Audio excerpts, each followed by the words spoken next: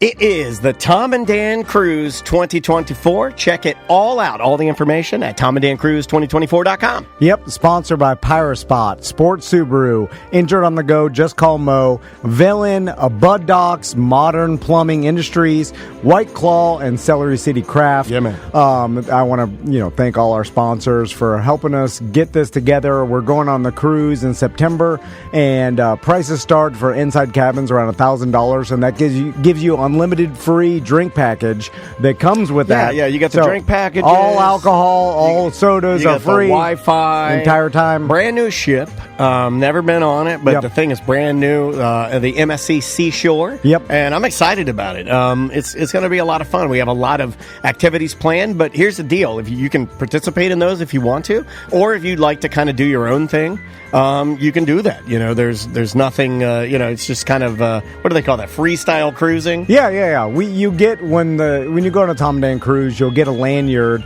Tom and Dan lanyard that has all the meetups that we're doing on the cruise. We do a live podcast in the theater room. We do, my favorite is the karaoke night. Yeah, we do a karaoke. We do a little a mediocre idol. We're doing a beach party off the ship and their private island this year. And the private island, I don't know if you guys heard, but the private island has go-karts. No. Go-karts. So the BDM that's going on the cruise. That last night. The private island. Ross, why are you here again? Ross is back. You guys couldn't book that on-ship beach, Tom? Oh, yeah. There's an on-ship You had to go to that off-ship beach? I heard that was not as good. Boat, I don't know if you know about that. Ross, I don't know if this boat has roller coaster on it. No. It has a Tower of Terror. No, it doesn't have that. It has an escape room. No. It has an escape room. It might have that. It's a giant ship. It's an MSC Seashore. It's hard for me to say. It's an Seashore. Here's my official endorsement for the Tom and Dan Cruise. I will not be on it because it is too fun. Hold on. Put that on the shirt. Ross is not going. It's too fun. I have gone on 3 separate Tom and Dan cruises, and it is almost ended by marriage 3 times. You want to end your marriage? Go on our cruise. Come on. Cheat crazy. I saw some single BDM. He's like, can I get laid? Oh, you can get laid. Trust me. Guaranteed. I've received so many emails from wives that are like, you did this. And I'm like, I did nothing, man. It's the Tom and Dan Cruise 2024. My dog is poorly behaved to this day because my wife mistrained it out of spite from me going on a Tom and Dan cruise. It's to ruin your life. That's a fantastic. All right. TomandDanCruise2024.com. We'll see you on the cruise. Someone, that's what's happening. Some BDM said they tried to launch some sort of system and it crashed their system. I don't know. I think he works internally or the AT&T or something like that. That's what he's. We don't know. That could just be a guy that heard something and posted it on. I heard they tried to launch a system and it crashed the system. All right, that sounds good. But for multiple carriers. Well, there's multiple carriers that are down. Yeah, right but now. T-Mobile or Verizon, I guess, uses AT&T towers. Oh, so if you get one, you get them all. This may not be a shock to anybody, but I don't know how the cell phone system works. Me neither. It gives you cancer. I don't know what a I can tell you about carrier is. Alabama if you'd like. If you want to know, they got the pigs. I don't know how expensive it should be. It seems way too expensive. Every time I see the bill. Mine's just out of control. But I just have to have it now. There's nothing that can be done. I'm a slave to it. Are you guys familiar with my new concept? Nothing can be done. It can't be fixed. Because it's everything in my life. That's what they're relying on. Yeah. Is that they just wear you down. Wear me down. There's nothing here. There's nothing to wear down. And you just go along with $11 cereal at Publix. I was never built up Yeah. to be worn down. You know what? I like being a sheep. I do too. It's because it's not that bad. Look at how fluffy I am. You just run where everybody else is running. And then people are whipping you. You're like, oh, People God, are you're like, scared. wake up, sheeple. I'm like, why? It's cozy. And then they shave you pink every once in a while, throw you back out there. Yeah, put you in the sun. You're living your life. You're warm in the sun. You're eating the grass, pink whatever. in the sun. It's a horrible death, though. Oh, But that's fine. I don't know how they do the sheep. I don't know how they do the sheep. Just like every other animal, they're killing them good in the worst way possible. They're hanging them. I heard they flush their head in the toilet. It just takes a long time. Poor thing. It's gotten real dark on the show. It's because we didn't pay our light bill. We should free the animals. Should we talk Everywhere? about Just let them run wild? Should I start going into some crazy veganism talk? Are you going to do that? Might be weird. Bart won't like that. I'm gonna scale it back. Well, the animals Reel it back in in. the factories, you free them, they live they're a worse death. They're out there starved to Yeah, death. what are we going to do? Release them? There's too many of them. I think we should release them into the streets. But all the ones that are alive now, there's no escape from horrible death. I'm just saying. But then the next generation, maybe, if you didn't, never born You can at all. stop the next generation, but the ones now, they're... No matter what. Yeah, it's like, even if you gonna be release bad. them, they're going to hit by a bus, or some redneck's yeah. going to capture them and abuse them. All right. I'm amazed at y'all's ability to just keep going with something. What do you mean? Seriously, We're going to keep going with the show until we die. We have to. This is the plan. There's no way out. Nothing can be done. You guys have literally been talking to each other for 2 decades. Yeah. Right? And I got so much more to say to her. He won't let me say all And the then stuff I want to say. you just get on a random, sheep. We're sheep. Okay, they shave you pink. They throw you out there. Horrible death. Let's free all the animals. They start. You just keep going. Do you want to see Keep me going. shaved pink? Because I just shaved. I'm very pink. It's pretty impressive. I like. I have to shave every day now. What, your My face? body. Your My body? I have to shave my body every day now. That's how fast it's growing. I like Bart is probably still confused about it. Is it still working? He's never known. No one can tell him. No one can. There's no way to even figure out whether it's working. Yeah. But it's still just as crazy, Bart. We guaranteed you I that. think it's crazy from the beginning. I think it's crazy. It is crazier now. It still works. It's he said it like somebody said, "You look fine." Feels defeated. That's what I said. Yeah. He said it like, "Does this make me look fat?" And you're like, "No." You know something I thought about the other day? Crystal and I were talking. I'll be 10 years advertising with you guys either next month or in May. It's one of the M's. Wow, a decade. March or May. Yeah. That is Well, crazy. that's got to be one of your longest. I don't know one about of you your longest guys, but advertising. I feel like it's about time to make a change. A decade. Yeah, it does. I was thinking about this the other night. I was like, it's 10 years. We've been doing the show. 15 years. Yeah. It's coming. Like I was looking. I'm like, damn. In 2029, it's going to be 20 years, and it's not that far away. No. Like we're It's eking coming into around the corner. spring. Yeah. It's like everything rockets by, and I'm like, God. You know what's weird? When I come here, I still feel like you guys just moved in here. I know. Well, the COVID, I think, kind of did that. It took a couple of years off. That's true. It kind of stole. Like we built this out in 2016, and then we did it in here for 3 years of kind of feeling it out, and then it was just like this became our only place to go for years. When did you guys get in here? 15? 16. Yeah. Beginning of 16. So a couple more years is going to be 10 years of that. Daniel kept it nice though. That's No, the carpet. I got to get the carpet clean. No. You kept it nice. If I was in blame charge myself. of the cleaning, this place would be horrible. I blame myself. I told Butler, and I don't blame him at all. He's a good man. I told him it was okay to use, and people, you can make fun of me. I told him he could use the carpet tape to keep our rugs down, and the sticky got on our carpet, and then the dirt from our feet got on the sticky, and now we have big black marks on our like custom carpet. Every time I look at it, it's the first thing I see every day when I walk in here, and every time I look at it, I'm like, "You're just like that." Just black mark. Just put the tape back down because now the Or a carpet, different rug. The carpet is now a tripping hazard. I know. It's always jumbled been a up. tripping hazard. It's Yeah. always been a tripping hazard. I move the carpet and straighten it every single day 25 times. For myself. For no one else. For myself. I like how we just do the same thing, and we're like, go get Nothing that can be later. done. Nothing can be done. Nothing can be done. Write that down. I complain about the same thing every day, and then it drives everybody crazy because and then at the end of it, nothing's done. I'm like, God, we that's can't true. That You're is at what we home do. too. I'll tell him something. I'm like, you do this every day. You walk in the house with Sandy sandals on Sandy Sandals. every single day, and then he's like, I can't I want to change. see you dress up like a drag queen. You're Sandy. He clumps around the house with dirt, and I have to clean it up every single day, sometimes twice a day. Do you say anything about it? Every single time. Yeah, and then he's like, oh, God, I did it again. And I'm like, oh, what's happening here? Like, this has been going on Swiss for cheese, man. Oh, 20 God. years. Did it again. I did it Come on, again. man.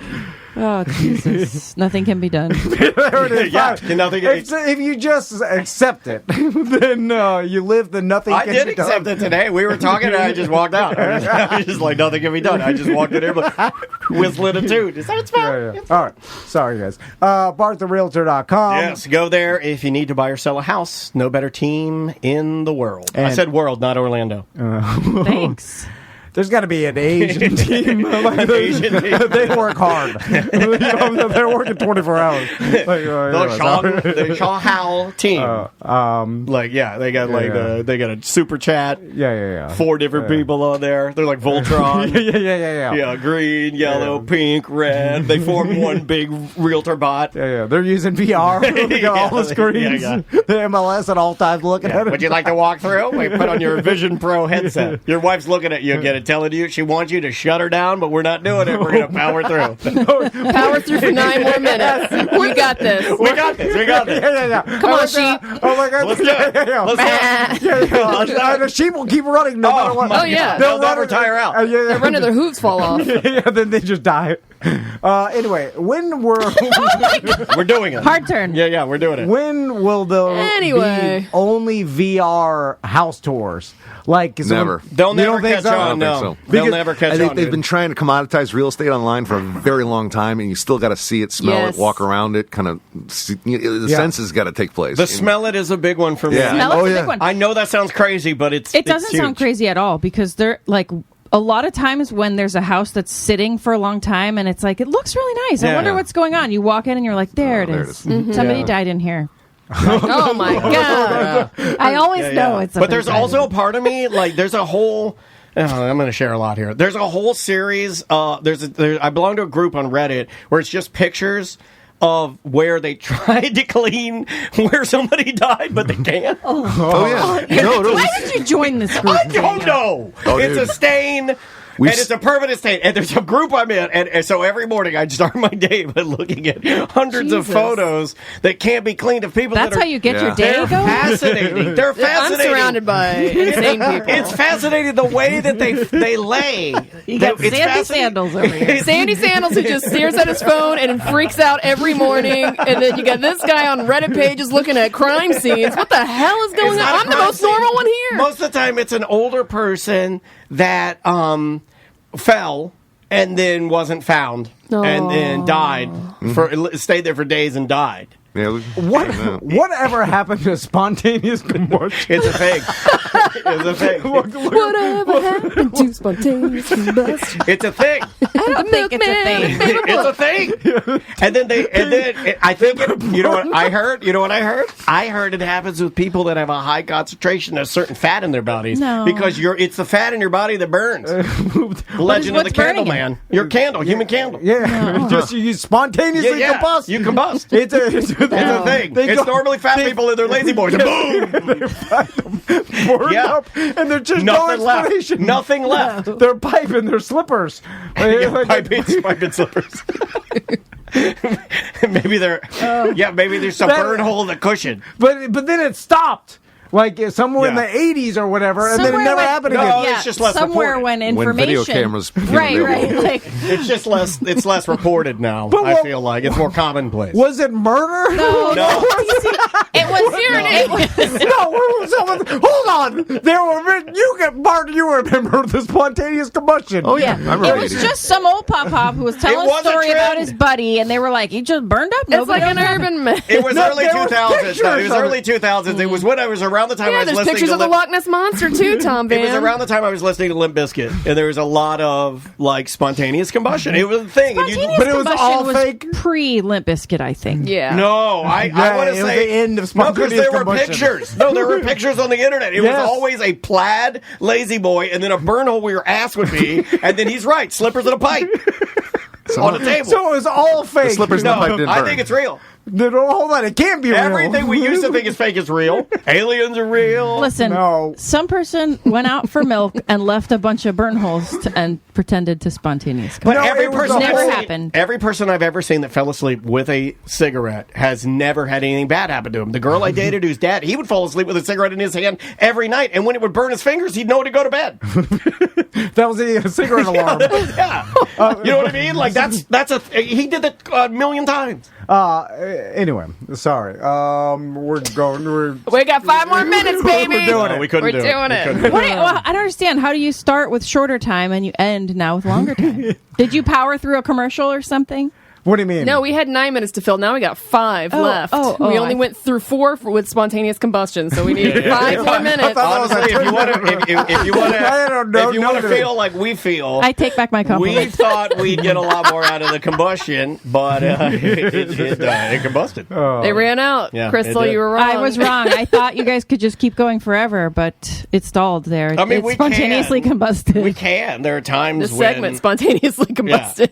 Yesterday, it got too dark. Yesterday, I ran out of the office and I ran around Lake Baldwin. Why? You got a one wheel now. You know, because he had a listener that said he should start running where he's at. Like, everywhere you're at, you should run. You should always be inspired by life. So if you're waiting at Jiffy Lube to go get your oil change, you should run around the Jiffy Lube. So you ran around in your jeans and dusty shoes? No, I changed in the bathroom. I got completely nude. Oh my God. And then I thought to myself, I was like, someone's watching me. Yeah, I was watching a That's how I live. feel every time I go in there. It's weird to get It's a fully weird nude. feeling. I thought It's I covered weird, the yeah. red light, but apparently not. It's strange to get nude in a place that you don't normally Right. get nude. Like, I don't know. The It's gym. free. Okay, so we've been going to the gym lately. I am not like a nude in the gym kind of person. I want to go behind a curtain. Yeah. But they don't have that there. You're just supposed to change there in the locker. Go in the stall where you take a doo-doo. I don't want to take my clothes off in the bathroom either because it's Why like not? gross in there. The floor is kind of You wet. sit your bare ass on there to take a doo-doo. No, but the I do not. sprinkles on the floor, you got to take your shoes off. Yeah. And then put I your never clothes. take my shoes off. I gently slide my sneaker through wide and one leg hole. Yeah, but then now the bottom of your shoe is on the inside of your jeans. I never touch it. I go Gross. through, I do like Willy Wooly or what's that game, Operation. I never touch the sides of my shoe. I pull my shoe all the way through my hand once. And I'm standing there naked with sneakers on. So awkward. When's the last time you wore sneakers naked? Try it. It'll make you. It is an odd look. It's a My weird husband look. did it the other Yeah, day. yeah, He thank just you. had on socks and sneakers. Yeah, sometimes I'll just to make the family laugh, I'll have on my Brooks Adrenalines, and then I'll have on no clothing. So as I was running, I kept running past people that are just leisurely walking around Lake Baldwin. And they're like, Yeah, it's a walking And path. are you like better than you? Better than you? Yeah. No, I'm Or waiting. you like, get to work, pick it up. I am waiting Well, for I was like, him what to are say, you doing? "Oh God, he's a runner now, guys." You're Yeah, just yeah. walking. Oh, here we Just go. walking Great. around. Where are your blades? No, I was just like, what is this? What are you doing? You're path just is- running around. Yeah, but I'm sweating, huffing, and puffing, miserable, and everybody else is just enjoying the birds. Yeah, they're leisurely walking. enjoying their time, and you're miserable. No, but this is a workout path for misery. Listen, Workout. It literally says walking. no, it is it is whatever path he chooses it to Yeah. be. Yeah. Yeah. Well, I thought there was 4 exercise. Well, it's not for one wheels either, and I see them out there. The one wheel I know. guys are always ripping I around don't there. matter if people are there's kids with The electric scooters. the electric unicycle guys use it, Yeah. and I yelled at those guys. You know the electric Oh, unicycle Daniel. guys? Not the one-wheel guys, but the electric unicycle guys. They usually have some sort of a plastic mohawk on their helmet, and they look stupid. I yelled, get off the path! And there was a sign that said no motorized vehicles, and I pointed at it, and I stopped my car, and that guy goes, I was like he's an old man with a white beard. I'm like, get off the path! And you're in your car driving by. It's not even affecting you. Yeah, it's not affecting me. It might be affecting other people. Shame. I'm a citizen of the rest. Daniel loves yelling at people. I'm a marshal. I consider myself a Florida marshal. I only like to yell if it's affecting me negatively. Well, But if I'm not would going to you yell count- from my car. Would you count that as I was driving? I looked at him. I go, "F that guy makes me mad and how stupid he looks." I would have run at your car and attacked you if you yelled at me. Jeez Louise. That's how I feel inside my heart. I wouldn't have done it, but like, yeah, if I yelled at you like that, yeah, would have yeah. daydreamed Because about we're it. Yeah, I both would have emotional. daydreamed for like a day and a half about how I could have said this and I could have done this and we're I both should have emotional. just thrown my bike right at his face. You know, yeah. It's so mad. It's a unicycle. Have you seen these? Yeah. They go like 90 miles an hour. Yeah. And the guy's riding it on the bike. I'm like, get off of there. There's children out here, you dumb old man. By the way, I took a wrong turn. I started running through some graves. Don't take a wrong turn. If you get where the hospital is, Oh my dude, God, I'm under they the they chased me down. Well, I that's thought it was a path. How do you get on? No, there's there's- just one there's path. there's a right turn. Yeah, I know where over- you're talking about. Yeah. Then all of a sudden I looked down. I'm that's running over veterans. graves. Don't Yes, go over there. don't go over That's there. Veterans Affairs. So you get in They there. get real you get mad. the military on you. Yeah, Don't they do that. chased me out. And then over here there is a graveyard, and then there's the The people we haven't pushed out Old yet. Forrest Gump running through the graveyard. There's some people that need to be pushed out. We haven't pushed them out yet. I had my head down. I'm not listening to the birds leisurely walking. You went down. What are you listening to while you're running? Talking. I forgot to bring my AirPods, so I had to silence. Oh, no. Silent running. No, you just heard yourself. Go, Stomping it hard. Yeah. I hear my bones and then my heart.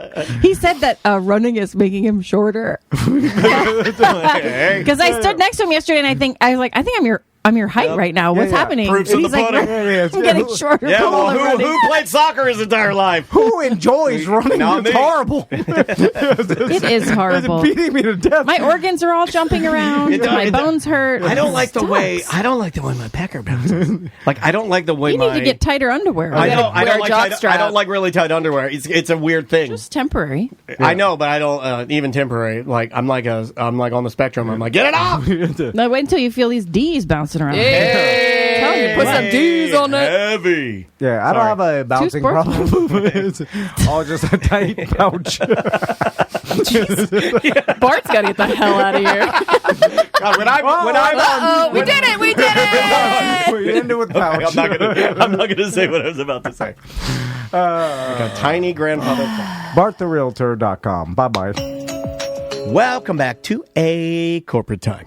Join us at Hourglass Brewing in Longwood on Thursday.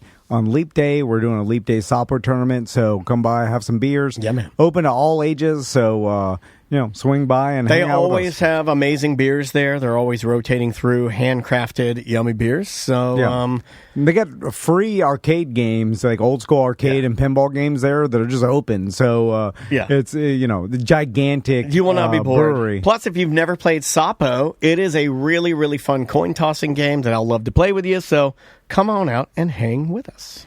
Let's do some voicemails and maybe some emails. All maybe. right. Yeah, let's start with this is just a remember one quickly. Let's here we go.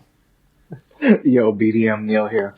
Listening to the Tuesday show, Corporate Time with EJ this weekend. Daniel making fun of EJ, like being a big angry giant. Reminds me of Daniel being afraid of making a big smoking giant angry because he was like a PTSD guy. Okay, I did have an intern who was really large and he was in the military. Is that what he's talking about? Smoking Giant? Smoking Giant. Yeah. But, Party but with that we were guy in making the fun of him field. because he had PTSD. We made fun of him because he smoked PTSD 's so not much funny. that he stunk like cigarettes. Yeah. He stunk the whole room He up. stunk the whole room up. How does that happen, by the way? But some people... Cigarettes Permeate smoke you. is, Yeah, it's man. very No, but strong. some- They get in you. Some people... I know some smokers... They It get in depends you. where they My smoke. mom's- Do they smoke inside? Do they smoke in their car? Dude, you know can't what I smell mean? smoke Like, on your mom. That's not even a thing. Like, no. But but it's she not smokes a lot. different category. Does she smoke in the house? No. Well, she used to, but not, But not anymore. anymore. It's Does a she different smoke in a category. She cut her smoking back. Does she smoke around her Beanie Babies? No. Most and she doesn't- older women smoke around their Beanie Babies, and they smoke so much that their Beanie Babies get smoked like Yellow. a fine piece of meat. And she did Oh, stop my parents smoking in her smoked car. so much in our trailer that we used to, like, once a year bleach the walls and the ceiling. Got to do it. You got to do it. How'd you I'm not bleach it? kidding. Like just spray? No, like in a like a rag in a Like bucket. Tom with Sawyer would whitewash a fence. 50-50 water. Well, it was like water, mean green, and bleach. Mean green. I thought Mean you were green gonna. works. I thought you were gonna go with. And then you Mr. watch Clean. the brown and yellow tar just roll down the laminate walls. Get it down to the bottom. I hose it out. I was getting to work at 5 years old. I was doing impressions for Maisie yesterday of people I know in DeLand, and Maisie didn't believe it. This is an impression I was doing of any typical 40-something wife talking to her husband about what they're doing after church. Okay, ready? New impression I'm working on. Hey, you hear Susie say she gonna run by after church and drop off some of them pool floats? Did you inflate them pool floats for her? She gonna run by and get some of them pool floats because she needs them for the birthday party. There you go. That's a new impression. Yeah, those are all the people I were around in DeLand. Just a bunch. That's them. That was them. Yeah. They're fine. They're good folks. Oh, yeah. Lovely folks. Do you have another email, Sam, or one Sure. that we could start with? Let's try. I got one more voicemail. Let's try this one real quick. Hey guys, so Sam would probably know what I'm talking about more than you guys will. So if you're looking at Space Mountain from the front, to the right there's like a smoking section. Not I anymore. banged my old lady in the bushes behind the smoking section. I could jump the little wall, and there's like a pipe back there, and it's right next to the railroad station or the train tracks where the train rolls by. And I think this ties into my impression a little You're bit, right? sick, bro. Like, I think it ties right into Magic Kingdom? You can't bang in Magic Kingdom. This guy did, right by, in the smoking section, it tied in. How'd you convince her to do it? That's all, like, I understand Some women the do dude. that Yeah, stuff. some women are not like your wife. Yeah. My wife wouldn't let me do that. I mean, But I feel like this is the extreme anomaly that you're going to have, like, let's bang in the bushes of... There's exhibitionists, man. But they want to be not caught, right? You don't want you'll be arrested. You like in it's Magic not Kingdom. about being caught, it's about the possibility. Yeah. Caught. I think a lot of people, and I have a tinge of this, think that they can talk themselves out of every situation. Some people can. And a lot of that guy sounds cocky enough to be like, hey man, we're just gonna jump this fence. Hey, if we get caught, I'm just gonna talk to the cops and explain it and just be like, hey, we'll get the hell out of here. We're sorry, man. Just plead ignorant. Like, those people, they're fast talking, fun loving, just nothing gets them down, and they'd lose their job and they still have a positive attitude. I'm not that. I'm not like that. I'm not like that. I'm not that guy. But I'm more curious about everything is a travesty to me. The conversation, how does it come up? No, it's quick. Like it's not a plan. It's, hey, you want to bang behind those bushes? Yeah, and then you Exactly. go. Yeah, you're overthinking it too much. You can't have a plan. You can't have schematics. You can't have a cork board with, lines going to it and thumbtacks in it. You got to literally be talking to Crystal, smoking a cigarette, and be like, "Hey, you think we can F back there?" And then you guys go, and it's literally you're already doing it by the time the thought's still exiting your ears. Yeah, and then you're boofing. Yeah, and quick. But you're not really. I don't think I can do that. Like, I'm a very emotional boofer, so I don't. Oh yeah, if you're emotional, boof. Yeah, I don't think I could stay proud. Oh, yeah. Well, that's usually the woman's side of it. But I'm a sensitive man. But I was like, how does she want to? What's her motivation? Just because it feels good for? No, it's a fast. It's an excitement. It does. thing. It's an excitement, wanting to please your partner. Oh yeah, there was some of that. It's. I mean, if you don't want to please your partner, then you're not getting that. I mean, you'll never get there. Well, if you go like, "Hey, you want to boof behind that fence, Disney World?" and she goes, "You're disgust me," then your answer is probably no. Right. I think that most people are going to say that though. No, I mean, like if I ask Andrea, if I go like, "Hey, I think we can get back there and do something," she would just be like, "You're an idiot." Yeah, that's all she would say. It wouldn't be like, "You disgust me." It'd be more along the lines of, I don't do that type of thing. Yeah. Well, I did the math with "you're an idiot." It's also you kind of disgust me. Okay, with all right, fair enough. With your ideas. Yeah. Your brain disgusts me. Yeah, I was like, how many people? I mean, out of this group, group, Sam and Trav are the only two in play. And I don't think they would do it. I wouldn't do it at a theme park. I don't think they would do it, but they're closer in the spectrum than you and I But are. it's actually like bucket list stuff for some people at Disney, including cast members. There's like books about it. But about you can the be best banned places. for life. Yes, and arrested and being put on a list, right? Because there's kids but that's there. the excitement of it. I know a lot of guys that have been. I mean, there are a lot of influencers that we even know that. There used to be a porn site dedicated to people flashing on the monorail. Yeah, Splash Mountain or Flash Mountain. There was Flash Mountain. There was another one too. I can't remember the name of it. It had a name I can't say it, I think. The people doing it out in the open, like you've seen this at like baseball games. It's a Miami thing, though. I feel like if you walk down a Miami Beach and South Beach and look up, all those high rises have some porn girl getting railed on them. Yeah. Well, that's and you're just like, hey, how you doing? An influencer. Yeah. Also, like that whole. And there's so many OnlyFans now. Yeah. I had a guy tell me, the sprinkler guy. I'm trying to get him in here to like disguise his voice, but I had the sprinklers on my house. They have to come through and give you that checkup. And I talked to a guy that does the fire sprinkler investigations in the houses. And he said the number one thing I see when I go in people's houses and look for these sprinkler heads are OnlyFans rooms. Yeah. It's like everybody's got an OnlyFans room. It's like a room. You open it up. There's a ring light. Everything's pink. There's toys everywhere. A feather boa, some sign, a magic marker so you can write some Trucker 69 on your butt. You're going to have like a pool float. You have a tiny pool in the corner. You're floating around. Are they just marketing themselves by being on there and people find them? And then the other guys go, like, if you like big ass women, do you know anybody that just goes, because no. Are they just scanning through OnlyFans? Because, okay, this may be a little too far for terrestrial radio, but I'm going for it. I like it. Go for it. Because there is no... go for it. Nothing matters. Go for 100%. I don't care if the Hold on, I'll turn this off. Okay, we're off. So the way I assumed... And the way I'm pretty sure now, I only have conversations with Daniel about this, and I only have conversations with you about this. Yeah. I don't talk to anybody about. And curiously, OnlyFans? The only other person I've talked to about this is Bubba. Rest in peace. Bubba was open about his. Here, I'm going to tell you something. We saw his sister over the weekend and gave her a big hug and a kiss. And I'll just tell you something right now. Rest in peace. But he was a real horny man. We used to openly talk about which sites to go to. He had favorite porn stars. Okay. And then we switch it. And R.I.P. Cagney Lynn Carter last week. She took her life. Yeah, Bubba liked the Asian girls. But Hitomi Tanaka? You ever heard of Hitomi Tanaka? No. You can look her up. You have a lot in common. I assume you know what I'm saying. Picking up what I'm laying down.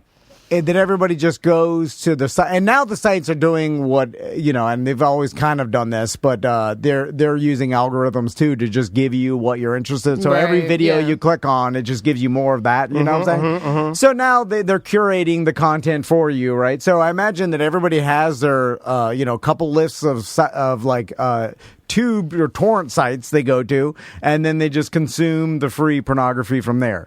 I never thought that anybody would go to OnlyFans and then start searching profiles of OnlyFans. I'm going to blow your mind. Just as people like to hear about your weekend and hear about how you're fumbling through life, there are people that like to get their pornography local from people and follow along, like their... Is OnlyFans... Can you curate OnlyFans to actual city or local? Geofence it, you mean? I honestly don't know if you could do that. I don't think so. It's also probably up to the person if they want to disclose where they're at. A lot of people don't. Because there are people that will get attached to these girls or guys and stalk them. Yeah, I would imagine most of them don't give out their location. OnlyFans warns you to not do that. People like the intimacy of it because you can message the person and ask for specific custom videos. There's approachability. There's approachability. I totally understand the concept of we know now, some people we personally know have an OnlyFans, so it's like if you already know this person. Well, if you know them, yes, that people I get. Are into that. Yeah, I get if you if it's someone that's an easy one for them to figure out. Yeah, that one I thought was the reason of OnlyFans is so that if you found out that a person you knew did it, you're like, oh, I'm definitely gonna see because I've always wanted to see them nude. Yeah. But I'm curious into the stranger. How do you what is the motivation to find a random stranger as opposed to random strangers that their content's free online? This is what I would think. I'm not sure, but I think Sam nailed it. I'll add this part. I think if you're it isn't for me. People used to do subscriptions to porn stars websites. Yeah. You find your person that you like and you support them. Yeah, this is different. This is I'm a tube guy because I think it's like is that aged out. Is that it's an age thing. Okay. I think that there are younger people have if you like alternative tattooed girls that are Latin, right? You can find it, and then that girl and you can also get hyper focused, right? You could be like red hair, blue eyes, tattoos. You can, but they link together. Though they kind of come up in a package deal. So let's say you subscribe to a Latin girl that happens to be very alternative, kind of Suicide Girl style back in the day. She'll have friends that look sort of like her, and then that you can find your area, right? And you can kind of subscribe to all of those girls or guys, and then that's you found your category. And I guess to answer your question, why is that better? The approachability, you see, it feels like you're not gatekeeping behind some sort of tube site, the content's fresh. That's another thing I hear from people is that tube content's back. Honestly, most of it I think comes from. There's a number. I think 12 to 14. I think is what we're looking at now. Yeah. So the 85%. It's all frozen in time with unlimited. Yeah. Yeah, you can tell by the streaks in the hair. If you look at the women's hair, you're like, oh, I know when this was filmed. But that's another thing. Is that it's just the message is different. It's The vehicle is different. Yeah, it's an OnlyFans, and you might subscribe to 6 different girls and give them all like $5, $10, something. I don't know. That's It's not my world. It's not my world. I wonder. It is a lot of money. How many people are actually paying that much? Some of them you can see. Like, we'd have to look and see, but some of them even list how many people and what they're paying, and you can see what they're making. Yeah, and it's yeah, like, yeah. holy crap. Well, yeah, that's what I'm just curious about. Partly because most people that consume adult content never talk about how they consume it. So I don't know. Right. You know, it's not normal. I don't know anybody that... Besides me and Daniel like that, I only have a conversation with Daniel, and then we joke around about going to the same tube sites we've been doing for 15 20 years. dude. Yeah, it's the 20 same years. thing. You just go to the same... Like, what's new out there? I don't even know. Maybe we should start What doing else a is there? segment called What's New in Adult Cinema. Yeah. I don't even... But then I know OnlyFans, and I've seen... Like, I've gone on OnlyFans. Do you have a page? No. No. Hold on. Like, do you have? I have one to follow people that we have, like Savannah Solo, the other girl, Pure Joy Cosplay. There are people in our world that have OnlyFans, and we have a Tom and Dan OnlyFans, so I follow them on there. You guys used to have a joint account for another person's wife's Yeah. OnlyFans. No, that's the reason we had that one. Yeah. No, that's But what that I'm was the talking only reason that I even started Right. OnlyFans, and then I saw it, but then I just don't understand the appeal as opposed to like Is your to the person I question- know, yes, but then it's other strangers. I'm like, well, this if it's a stranger, I Just can go get to this a tube content for site. free. Yeah. You know what I'm saying? Yeah. Like, and I don't understand about like you can contact them or not, but I imagine a lot of people don't like to have any Well, interaction. it's the same thing as like you can listen to this show for free, or you can be a BDM and support your favorite podcasters. Another Yeah, thing yeah, that yeah, I yeah. think If they is- like that person's content, they're going to pay for it. Another thing yeah. I think is creepy, but I do think it adds to the accessibility and people wanting to opt into OnlyFans, is that when you go on OnlyFans, it tells you when the last time the person either was there or updated, or it'll have like a green dot if they're currently online. Oh. And I do think that drives people to want to be there because it's now. Yeah. You know what? I Like, guess there's so, a yeah. weird connection in that. Like, the disconnect for adult films on the internet to me is you look at it and you're like, I don't know when that was filmed. It's old. You know what I mean? Like, but you look at this and you can go, it's this person that I follow and they're doing this. This was done yesterday. And there is an appeal for that. And usually the business is promote your OnlyFans to your social media network you've built already and say, hey, I have this content if you're interested. They already know you through social media. Right. And then it's one step further. Right. See, like, now, if you're asking me Okay. if I know a person that has an OnlyFans and then they go to it and they scroll through their list of guys and girls that they follow, because this is your question, Yeah, right? yeah, My answer is no, I don't. so they're just finding So them we need to through find social that media. person. No, we need Yeah. to find there. It's got to be a thing where people, if you want to do what what most adult humans do, right? You're going to do that thing. We have to find the person that goes, I grab my phone, I go to OnlyFans, I go through, right? Because You're that's a scrolling person. at, like, that is a tube thing. site. That is a real thing. Okay. It's just not me. Yeah. But that is maybe how younger Also, you I think how I'm too younger cheap to do people that are. too. I'm also too cheap to do that, and that's coming from I'm not cheap. Who knows a 21-year-old? We need to ask them how they consume porn. I'm not asking any We need 21-year-old to that ask I young. know. I want to ask young I'll people, ask how do you an consume 18-year-old. how do you consume your adult films, your adult cinema? Yeah. Because like I don't know honestly, and I've never asked a 20-year-old how. Or they maybe they consume don't. porn. That's another thing that I've heard. Oh, they do. Again, this isn't me. Well, no, this is another thing I've heard is that even like I've seen the backlash of even popular artist music or whatever, where you'll see kids that just it's not porn isn't their thing. They're not into that. Also, they're just sending nudes to each other. So Yeah, who cares? there's that too. There's that too. Yeah, but you want more than nudes. You know, There's like more than that going on, bro. Yeah. But They're FaceTiming. oh, they're and other timing. They're ate up with the porn. They have to be. If it's a humans. I don't know. They have to be. I think that, but then it doesn't seem to be continuing. Well, this. teens are going to go for the free stuff. Let's be real. They're not paying for the OnlyFans. Yeah. But so then if they're going for, then they're just getting indoctrinated into the tube sites just like we all did. And that's going to be the norm, right? Is the tube I don't sites. know if it'll be the norm. The only norm now is tube sites and OnlyFans, right? Like that's it. Yeah, That's all you've got. But I think the OnlyFans is less than the tube sites. I think the tube sites get billions of clicks. Yes. Like Pornhub. Well, that's just for me. Billions a day. You're like to the It's the easiest route. Yeah. Easiest and free. Well, they also they got my dad when he was alive. You know what I mean? Like the tube sites. Everybody goes to tube It's just sites. Unlimited free content. It's where you go. You type in adult. So that's still the majority. Correct. Okay. I think we figured it out. All right. That was a good I just want talk. to make sure. The tube sites are the radio of porn, though. Correct. Yeah, you're not going to get the highest quality. Yeah, easiest and free. And sometimes it's good quality, right? It's hit or miss. Sometimes you're going to get good stuff. Sometimes you're going to get that. And a lot of it's old videos. That's the thing. Recycled material. Well, all of it's between 2012 and 2016. Yeah. Like it's all. I've seen it all. I've seen every adult video ever made. I think I have.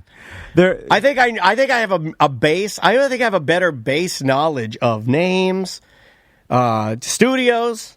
I got a lot of porn knowledge. At a general knowledge trivia, like if somebody started, if that was a category, I'd probably do like 65% of them right. Probably do pretty good. All right, we will be right back.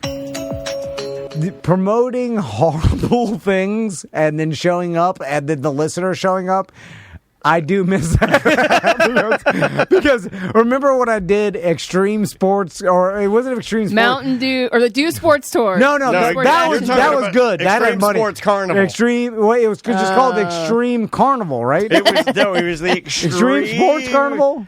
Extreme Stunt Carnival. It was some Stunt Car Extreme. And there was no Extreme, no Carnival. Nitro Extreme? No. That's Nitro Circuit. But they did have you ratchet strapped to the top of a muscle car. They were doing donuts. That was a different one. That was not so a drag many race. extreme events. Yeah, this one there was a promoter named Tiny. That was him. Tiny was also the same guy. Man, you got to go to the doctor. Tiny also used to do That's been happening for years. Tiny also used to do the handicap Walt Disney tour. No, don't talk about that. That's true, though. That's where he got his claim to fame. So he did these extreme carnivals, and I'd promote him. He did like 7, and I remember I was getting paid Extreme Carnival 6, $300. So and they'd move locations. They had to, but they all jurisdictions were in bizarro, non-event like locations, almost live from inside Randy's backyard. So one of them was in St. Cloud. In like the middle of, those like warehouse districts where it's just rows of warehouses and they got giant, and they usually do like skate parks inside them or like mechanic shops. They're just storage. Big buildings with roll up doors and like just empty building inside. And it's like an industrial park. Industrial park, right? So it was in the middle of this industrial park off in St. Cloud, right? Yeah. But it was near my Pop-Pop's house. And I remember telling my Pop-Pop, like, hey, I'm performing at this extreme carnival by your house by his 3-wheeler mechanic. Oh, did he come out? Nice. He came out. Yes, it was the only time my Pop-Pop has ever seen me do a proud? stunt. There sure are a lot of Puerto Ricans around here. I see a lot of lowrider trucks. So not very useful. So I show up, and these things, the promoters always sweating and panicked because something. Everything's going wrong. Yeah, everything's going wrong, and someone out to get him, and then no one showed up. He's on the lam, right? Isn't he like already trying to figure out how to get out of town? And the vendors are trying to get paid, and there's this guy. But he's got to stay on the run. And he lost his pain pills. Yeah, that's why he's got to loop around, and he can only talk to you enough to shout at you a couple of phrases. So he's like, I'll be right back. He's like, I need you to do a stunt. So he's got a freestyle motocross ramp, and then he gets an old junker mud truck, and he's like, can you jump this mud truck on your scooter? I was supposed to do a stunt, so I'd bring my scooter in the back of my truck and then show up. Now, and when you do that thing where he's like, would you be like, I got her? Were you cool as a cucumber? Yeah, I would just be like, whatever. I got this all day. And then so they call me Jumping Tom. And then people came because it was still in the day where people listened listen to copious amounts of talk radio. There was no podcast. There was no internet. So like there's no internet way to listen to talk radio. So there were people there, and then there was like a hot dog cart that may or may not have been run by like the ramp guys, grandmas. It's like all just It's a family mishmash. affair. Like there's someone selling beer, but there's no way they had some permit for it. And then nothing else. And then there's me, and then like he had like a Bobo loudspeaker, like the one that was like just like what I it got. looked like a toy. Hey, everybody. We're running a little bit late. I apologize. My grandmother's hot dogs are for sale. If you're uh-oh. And then I got on my scooter, and then I jumped over the mud truck, and I dented the guy's hood. I remember that. And then like I landed in some boxes. It was in the boxes. You in the boxes. Yeah. But I remember I could I only folded get a lot of boxes. like 17 boxes that day, so I barely landed in there. And then my papa was standing there watching me, and then some people like half-heartedly clapped, and then he's playing he's playing songs through his cell phone through the megaphone. No. I think he was playing "Burn Through the Witches." Burn through the witches. And then I remember I got off. This song's called Dragula. And then everybody was like, all right, well, what's next? And I'm like, I think that's it. Oh, no. Oh, that's the worst is when everybody's standing around. I'd be standing Yeah. at events and the listeners would walk up and they'd be like, hey, this is all you gonna do. This is it. And I remember Y'all gonna do That ain't it. Y'all gonna do anything live? And I remember it was the first time where like adults were looking at me, who I was a kid at the time. I was like, 22, 23 years old. But you were drunk. You were drunk for the. I was drinking, but No. You wanted the applause. yeah, but also I You were remember getting drunk on the applause, man. I remember everybody was an adult comparatively, so I thought that this was the norm and didn't know like this is a complete and utter scam. Yeah. It was just like a backyard carnival. An S show, and a scam artist. And the like even me promoting it was a scam because it like I got people that like people you were blinded by the applause.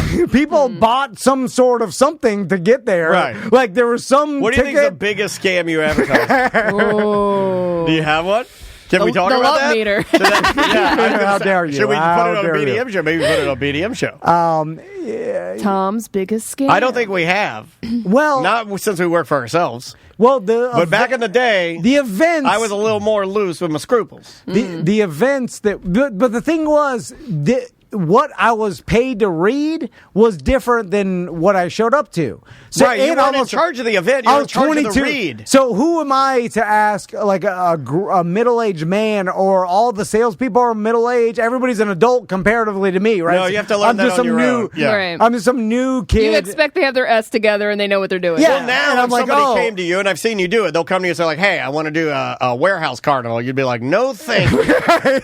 You know what I mean? Like, you Dude, did. warehouse parties are huge right now. They are. Yeah. They are. But I'm when you put them together I'm right. saying Yeah. if some guy came to us and said, we're going to do one, I'm going to play the music through the loudspeaker, we're like, no, thank you. We've done that before. But they sold it as they were like pyro and professional stuntmen and candy canes. Candy canes. But you have that, and then it all starts to crumble. Yeah, but I've seen these. It happens all the time with wrestling events. No shade to any wrestlers or anything, but you see it happen where they're like, with live appearances by the nephew of Hulk Hogan. And then they have all this stuff. And then he bails the day before. You get ready to go, and then they're like, I'm sorry, we just have like two. He canceled. I have my two sons are going to wrestle for you guys, and we do have my grandma's hot dog. Yeah. I'll call Hulk Hogan's agent and on the Hulk Hogan. Who the hell is that? Can't talk today. and I'll have him on speakerphone. I will tell you the most embarrassing part about all of this is Asking for your money at the end of the night in the bear suit in front of your grandpa. Did What? he ask you why you were wearing the bear suit? Did he ask you if it was a gay thing or something? one day Oh, yeah. What did he think of the bear suit?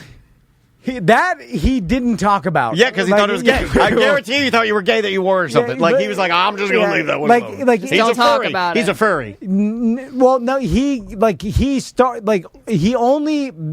there was a waitress at the Catfish restaurant. Oh, now we're getting the real story. And some of the people at his local favorite Catfish restaurant in St. Cloud. Yeah. I don't know if it's still there. I would love a catfish sandwich right now. And but the waitresses knew me and listened to the show. right. So he got like he was very proud of that. He was using it to get laid. Is what he was doing. He was trying to get and he would tell. And one time we went there, and then the chefs at Catfish were like, they brought me back to the kitchen, and I was signing. We're going to show you where we fry the mudfish. Wow, you were doing autographs in the Catfish kitchen, huh? This is where we beat them with a bat, and then they yell, and they're blood crazy. Oh, Catfish are they're the rats of the river. And that was the proudest he's ever been because he thought they took him in the back and let him see where they bred the mud. Isn't that funny how like you could be on the news, you could be on the radio every day. Graduated college. They don't care unless it's like someone like their friends or they like recognize you, and then it's a big deal. My dad gave a Monsters autograph to like he'd keep stacks of them that I would have to sign for him, and he would just hand them out to everybody. Yeah, if your family members, friends, or anybody around them in their world, he would give it to them whether they wanted it or not. If they know, then it's a big deal. It's a big deal. But you could have 10,000 teens, or you could be Mr. Beast, and then be like, I have 500 million downloads on this one video, and they're like, I don't understand. It's a nothing. But if the Catfish chef knows you, famous. I was looking at the Charlotte Hornets playing their Magic. Yeah. And I'm just sitting there, and I'm looking at the Magic, and then there's my favorite player, or Maisie's favorite player at the Magic. Anthony Black is playing, and I look in his jersey, and it says Disney right here is their premier sponsor. Well, that's pretty good. I look over the Charlotte Hornets, and I look on the side of their sponsorship right there. What do I see? That's a Mr. Beast logo. I'm like, holy really? He sponsored the goddamn Charlotte Hornets, and it blew me out of my chair.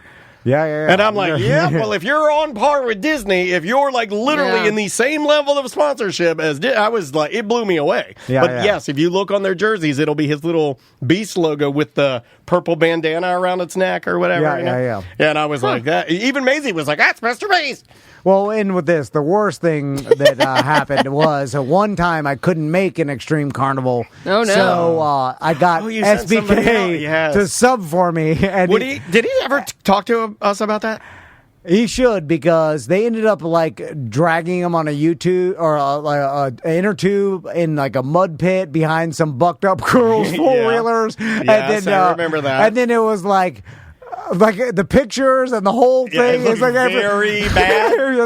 It's just like everybody's in real tree camo with dragging a black guy behind them with goddamn rebel flag memorabilia. And then Kevin's got his hands up. He's like writing it in interview. I'm like, oh my god! And then that day never ever did anything for me again. I think that changed our relationship. That's why he doesn't return your calls. That's what he.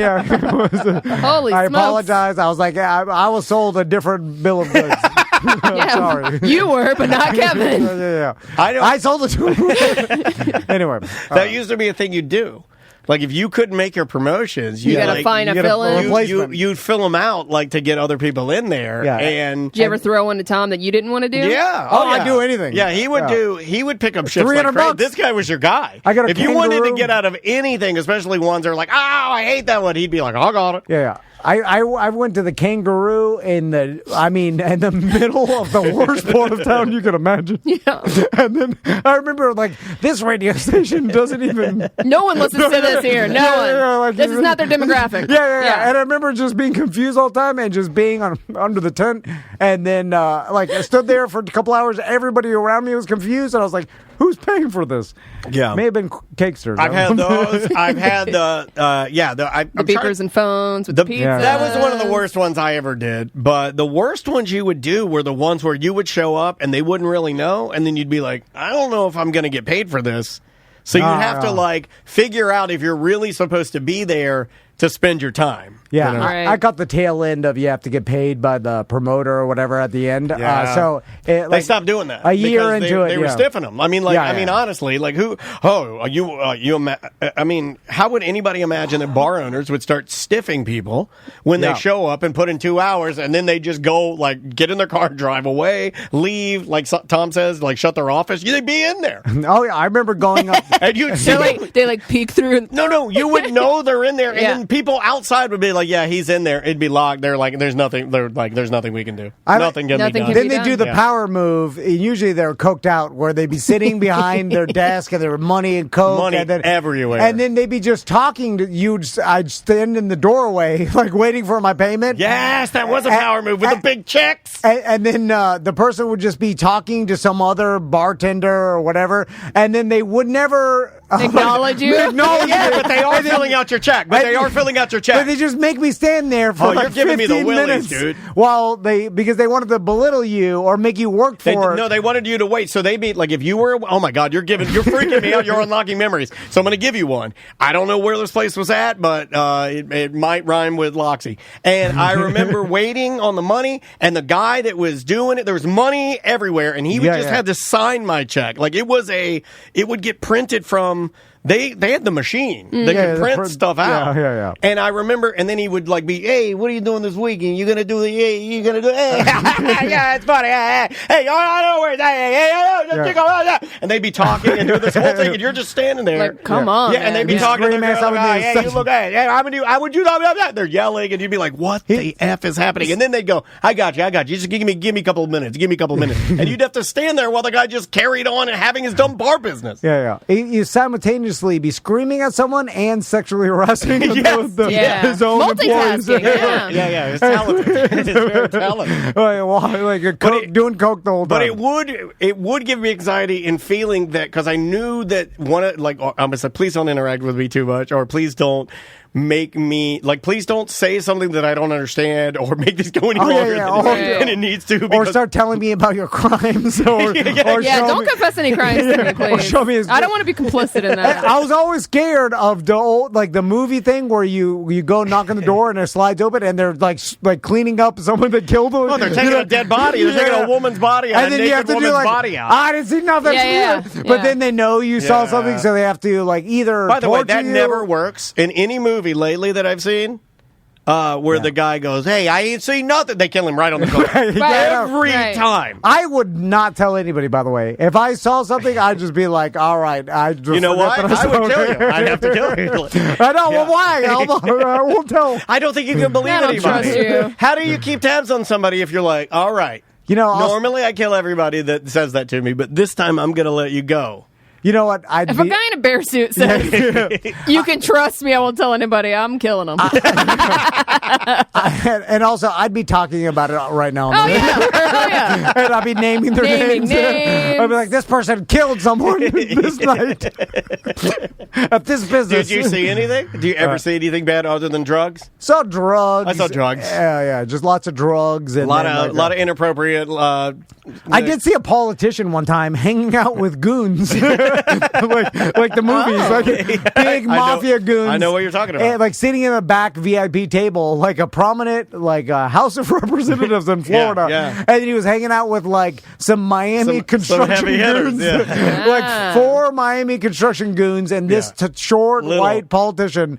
And then they were drinking Cristal and girls were hanging out, and they're like, "Oh my God, it's like the movies." Yeah, Drew and that happens. Drew and I would see Magic players. We'd see, but normally the funny thing is, back in the day when Drew and I'd go to the strip clubs, it would normally just be other radio guys, which is really sad. It'd be me and Drew, and then we'd be like other radio guys are walking like, high five, you gross, I'm gross too, high five, double gross, we're all gross, all right. It was the Gross Brothers. It was a different time. It didn't feel gross at the time. Yeah. And it's hard to explain that to people. Cool people. Yeah, when I would tell people, I'd be like, what did you do today? You're bragging about it. Yeah, people would be like, I had to install cable all day. There's no internet. I installed cable all day so guys can get your 85 channels, because that's all we had at the time. And I'd be like, well, I was at the strip club all day hanging out and drinking beer. People would be like, you're a rock star, Dan. Yeah. And I got to ride a chopper in the parking lot. Yeah, exactly. Stuff is not I got to ride a chopper slow in the parking lot, and the 3 left. It was on Tuesday. Yeah. Anyway, all right. We will be right back. Welcome to A Corporate Time with Tom and Dan. I'm Tom. I am Dan. With us in studio, he's going to be at the Orlando Funny Bone, formerly the Improv. I'm so happy you did that. Yeah. Orlando.funnybone.com. Yep. 2 shows tonight, 2 shows on Saturday. Chris Porter's in studio. How you doing, Chris? I'm great, man. Still getting used to this funny bone. Yeah. No, I know. Yeah. What's up with that? I don't want to look. I don't want to get in any trouble. But there's nothing like confusing everybody. When you're out to have a good time. That's a good thing to do after you've been in business for 25 years. Is to change your name and literally nothing else. Is the management different? No, not at all. It's the exact same staff. I heard the new commercial, too. There's a new one that's running, the produced one. Can I talk about it? Is that all right? Okay. There's a new produced commercial, and it's like, you just did it. It's like, it's exactly the same. It's the Funny Bone Orlando. And the guy does the voice, and I was like, what? Is that real? We should have kept the name the same. Now that I think about it. Is this a waste of money? Could be. We don't know, but now we're the Funny Bone. Franchise fees are a bitch. Come on down. Exactly. But the ad, it's a good ad. It's just like, it was telling us all things we were wondering. So anyway, hey, thanks for being here. We've never had you in. Tom and I were excited that, do you come to Orlando a lot, Florida a lot? Or? Yeah, I do now. We took a small hiatus of like 8 years, but I'm back, and I've been back for the last couple of years. Nice. Yeah, no, I love it. So, Chris, I'm curious about the business of stand-up comedy because it's morphed and changed throughout the years. Yeah. And and I'm kind of putting two and two together. Just we've had stand-up comedians in here for the past 15 years, and everybody's career is a little bit different, obviously, and it has a little bit different path depending on what they want to do. But 20 years ago, 20 years ago, 25 years ago, it seemed like the commonality was you went on tour, you developed a special, and that seems to be kind of the same. But then there was like, you start doing TV shows and movies, and that was what everybody strived to do. And now it seems like you can be a insanely successful multimillionaire stand-up comedian without TV shows or movies. Yeah. And we've seen even like Chappelle and other stand-ups just make an insane living without that. Yeah. And so what is it just diversified so much now? How was it different? I mean, it's just like radio. I mean, it's just like the gatekeeper. A lot of the gatekeepers have been removed. Yeah. Like before, you had to get on HBO. You had to get on Comedy Central. Like I remember as an opening act, you'd come up and people are like, "Yeah, you're really funny," but no one knows who you are. Can I curse on this? You can. We'll cut it out. We're going to broadcast it on radio, but you can. Okay. Go ahead. Make yourself at home, please. Okay. Yeah, I wasn't briefed. That's fine. So, man, I remember starting stand-up comedy. If you wanted to, I started in Kansas City. If you wanted to go to the club in Omaha, you drove to Omaha on open mic night, and you did your best. And now you can just send the guy a link on to your YouTube set, and you're in. But you can. It's a lot cooler now. It's a lot more work.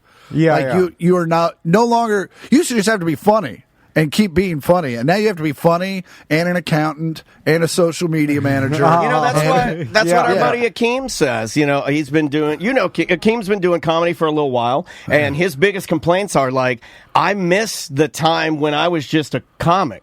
Yeah. When I was just funny, but he's like, the social media thing is what grinds him up, like all the different accounts, and then I think he's got an OnlyFans. It's like, man, he's got and I get it. It's just, it's a lot. But luckily, I'm at a point now where I'm doing it well enough to where I hired someone to do that. Nice. I was just about to ask her. Now that life, so my life's I'm much happier now than I was a year ago. Where I'm checking Instagram every 4 minutes to see if my reel's doing well.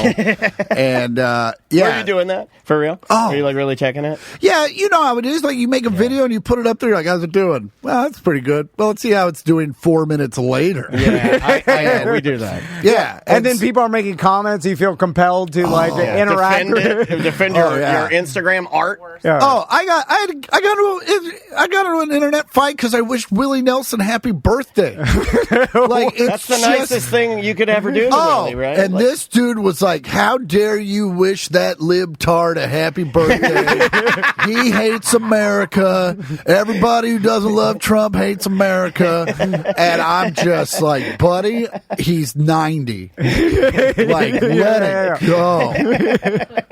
You just saw it, right? Yeah, you just saw Willie Nelson, Tom. Yeah, no, I know. It's amazing seeing a 90-year-old perform on stage where you're like, I think it's oh amazing my seeing a God. 90-year-old. My wife's grandfather is 92, and whenever I see him, it's impressive. You want to talk about someone who doesn't care? It's a 90-year-old. Yeah, Because even Willie on stage, he doesn't sing to the rhythm.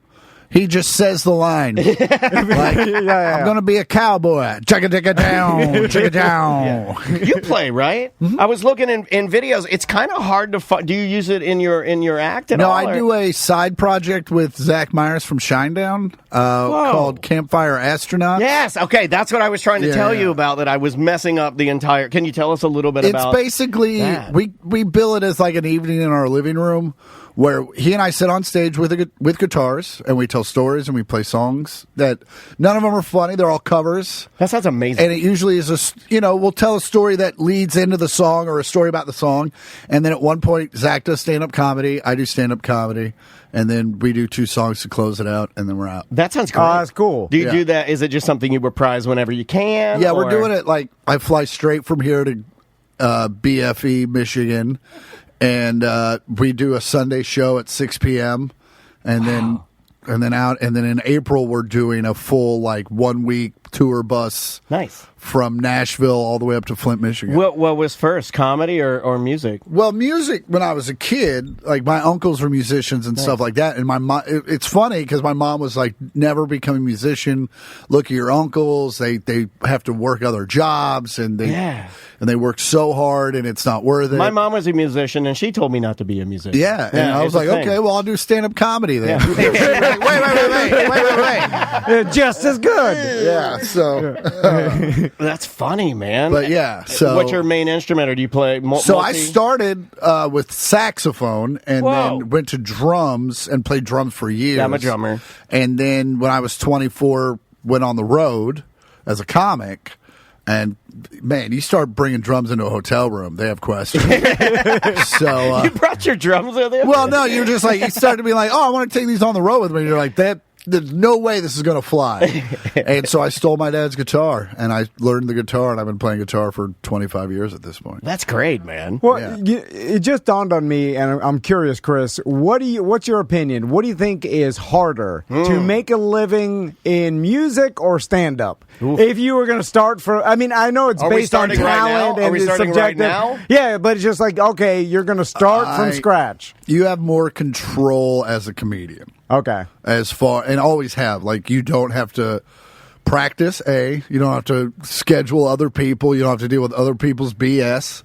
It's just you and the road. And so that's easier, and you have a little more say. Also, there's no record labels in comedy, so you don't have to deal with any of that. That has a nice although ring it has to changed. That sounds great when you put it like that. But it has changed a little bit where if you get discovered on social media, or if something goes viral on social media as a musician, although that's kind of like winning the lottery, you can just parlay that into a career, right? That's what Bieber did. Yeah. But also that's what Bert did. Yeah. It's if you go viral and you're smart enough to capitalize on it, then you can't. I remember I had a video go viral. We put out a thing for my last special, and it went nuts. And the special wasn't. I'm like, we don't even have a link to give these people. This was completely wasted. Ugly and Angry? No, this was the last one. There's no money in babies. Oh, okay. They put some clip out, and it did 4 million or something. Wow. And I was like, well, you screwed us. Yeah. I literally, this was for nothing. But it does, expose you to the world. Or is that us being nice? But I guess, I've been doing this so long that the social media manager of your thing goes, well, we could have done so much more with that. Right. But also, and then you get mad at yourself. You're like, why do I care about these things? Because, I just want to be funny. Yeah. And I want to, you wish you could be the artist guy that's just I just say things and then the world comes around. And But it's there's such a business aspect to it. Yeah. And, I was that guy for the longest time where I was like, man, I just tell jokes and, whatever happens, happens. And then you see these not so funny people blow the up. Yeah, and they're killing it. Yeah, and it's because they work really hard. Yeah. And it's okay, well, maybe if I take these talents and also work hard, I can make this successful. And I think that's where a lot of comics and musicians kind of mess up, is like, oh, I'm an artist, I don't deal with the business. And it's like, well, you're not going to make any money till you do that. Well, speaking of the business, we've been asking every comedian for the past over a decade about like corporate gigs and private gigs, because just doing gigs for money can be weird, and then everybody has a story, or usually stories. at the beginning of your career, because you do. I got one from last year. Okay, you got a freshie? I got called. Holy. I'll never forget. I was playing golf in Vegas, and my agent called, and he's like, "I got this great deal. You get paid a ridiculous amount of money to do half an hour in the middle of Missouri, all right, for a corporate event." Nice. And I'm like, okay. So I show up, and the night before I'd done the same venue, like my own show, and then the next night it was closed off, and the lineup was me, a folk trio, Chingy. Then the Wallflowers. Jacob Dylan? Who put this together? Chingy? For what business? Chingy opening for the Wallflowers. Like Holiday Inn into one headline. I mean, honestly, with you added to the lineup, I'm kind of into this, man. It's not a bad. It's a weird. This is a corporate deal? It's for the biggest Mercedes dealership in Central Missouri. Okay. Owned by Chingy, apparently. So I walk in.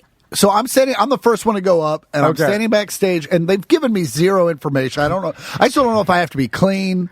There's nothing. Much like here. And zero information. Yeah. So I completely disorganized. So the owner of the whole thing comes backstage, and I go, "Hey, man, I'm Chris." He goes, "Oh, I'm a huge fan." I go, "Do you need me to be clean?" He goes, "No, you just keep doing what you've been doing. It's made me laugh for so long." And so then I realized, oh, okay. He just booked his favorite people. Yes, This is his party, and this guy CD collection, and man. this guy loves Jack FM, where it's all over the place. It's all over the place. So, and by the way, this is the funniest. No, he doesn't know what that is, but he's a radio guy. You should know what Jack FM is. But he hates radio. He repels it from his brain. But this is the funniest part of these type of corporate gigs. They're so weird. Well, the owner just does anything that he wants. This is my party. He doesn't even take into account his employees. He Wonka's it. He's like, it puts a hole in the room. His employees could have no idea who is about to perform, but it is all for him, which is ridiculous when it comes down to entertaining a crowd. But it's funny. But first off, this thing's called the Jingle and Mingle. So it's already in the title that you don't have to pay attention to things. Mingle around, talk. Yeah. The skedaddle. And so everybody's standing. It's perfect for comedy. The convention of no attention. Come on out. And so the owner goes out, and they're obviously very attentive. Yeah. And he was like, I just want to thank, it's not just staff, it's vendors and all these people, like anyone that has anything to do with the uniform guys there. So he goes, please give these acts the attention that you've given me this evening. And now, without further ado, please welcome Chris Porter. And I walk out there, I'm like, okay. First 4 minutes, they give me attention, and I do well. I get laughs. You're doing it, yeah. And they go, all right, that's enough. And they just went right back to talking. Oh, man. Like a hard wall of sound. Just a hard, and that's when you realize, this is why I'm getting paid a ridiculous amount of money.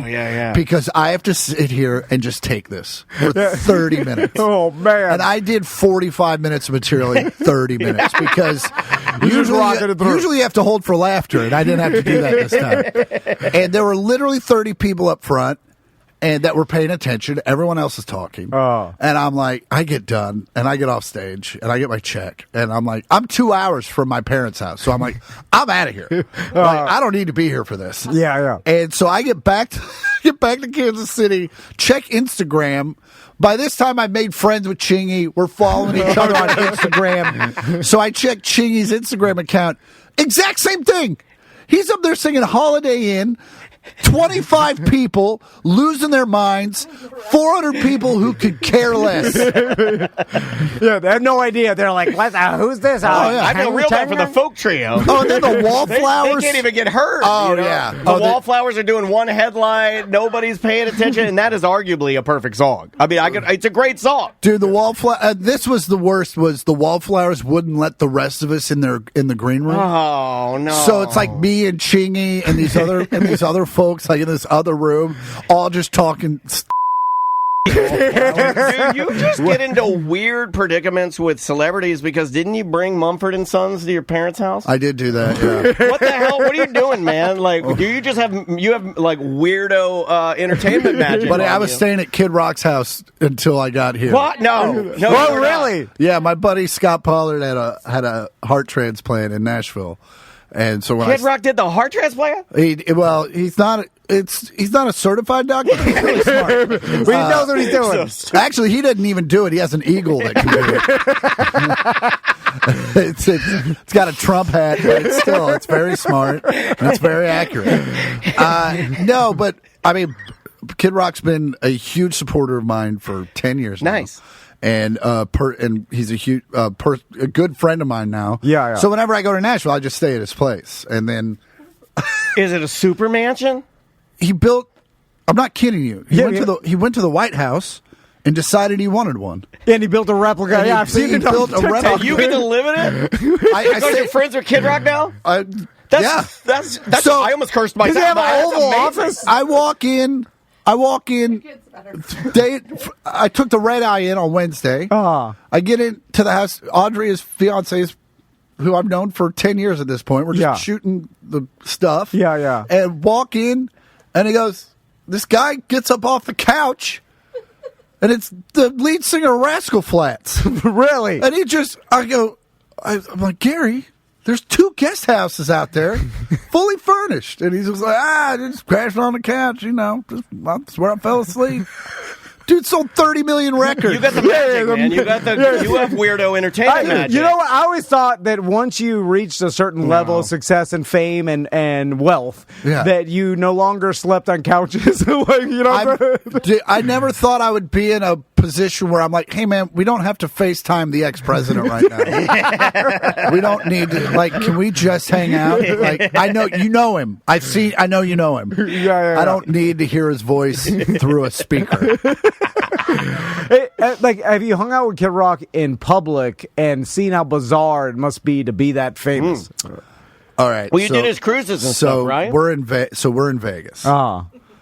And I was in Vegas for a comedy festival, and he just happened to be in town, and we found out we were both in town. So I get this weird phone call. It's basically his manager going, meet us at Hooters, and hangs up the phone. Oh, wait, hold on. This checks out. That sounds that's one of my favorite restaurants. I bring my daughter there. I'm pro Hooters. Oh, you're that guy. I am. And here's the little shirt that says future Hooter. Yeah, you do. I do the whole thing. Yeah. I really do. It's not like really, I don't push it in people's faces, but it's something I do personally enjoy. Oh, man. We're a Hooters just family. So you know, you've been spoken about many times. This is Florida, Chris. I'm holding a Mountain Dew. You're holding a Diet Mountain Dew. I'm literally. Dude, what kind of delusion is that? I know, I'm giving you the context clues right now. Hooters and Dew. That's Florida. Hooters and Dew. Write that down as our new name. I've hung out with Bob quite a bit. He's not normally a Hooters guy. And so I'm like, why are we here? And he goes, well, in the 90s, I did a commercial for Hooters. And they gave me a card that says, me and whoever I'm with eat it free at any Hooters, and all I have to do is tip the waiter. TC, that's the card I had. That's one of my greatest stories I've ever told I'm on Curse, on the show. Yeah. I had that card until they turned it off. They turned it off? I turned off my Hooters. It was back in the radio days. Back in the radio days, I had the Hooters card. That's how I met my wife. We would go to Hooters because I could eat for free. Yeah. Anything.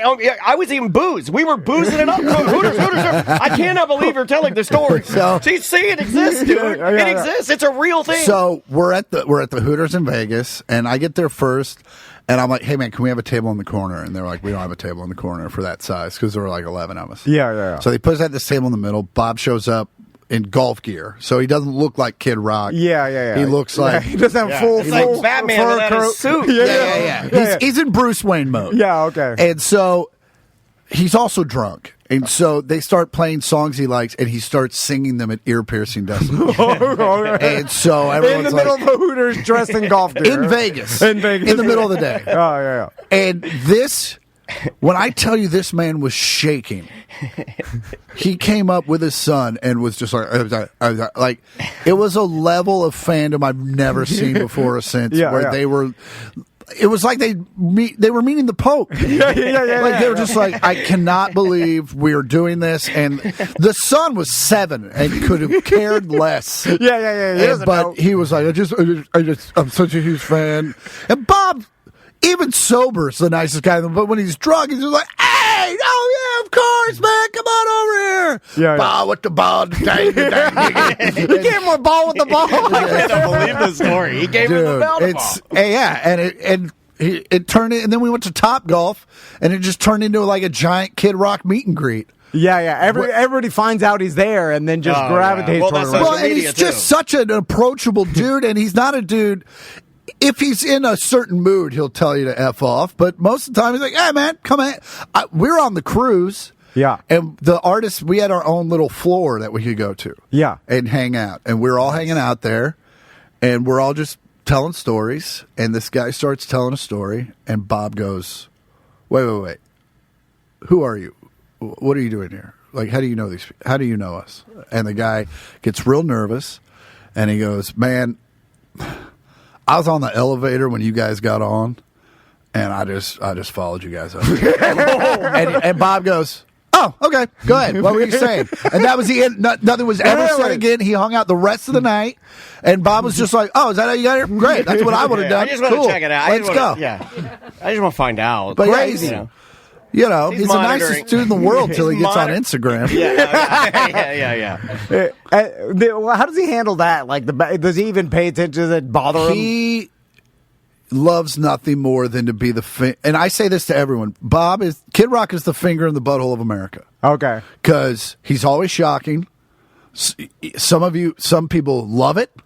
Some people love it and will never say it. Right. And other people are like, I don't want any part of that. Sure. Yeah. He's the finger in the butthole. Yeah. And he knows what he's doing. And he loves it. He loves it. Like, when that video when the Bud Light video came out, I texted him that day, like, are you okay? Are you mad? Like, what's wrong? And he's like, just messing with him. Just effing around. Just effing around. And, you know, I text a couple days later, I text him, and he had a Bud Light in his hand. He goes, it's chess, not checkers. Yeah, he's manipulating the media. We've talked about this a lot, where like sports stars do it now a lot, where they just realize one tweet, one picture will start a firestorm of other media outlets picking up, like how we're getting it right now with Justin Fields and the Atlanta Falcons. You know, you're saying like, his manager followed the Atlanta Falcons, and then you see it start to spiral out of control. Chris, we only had one, we're a small town Orlando.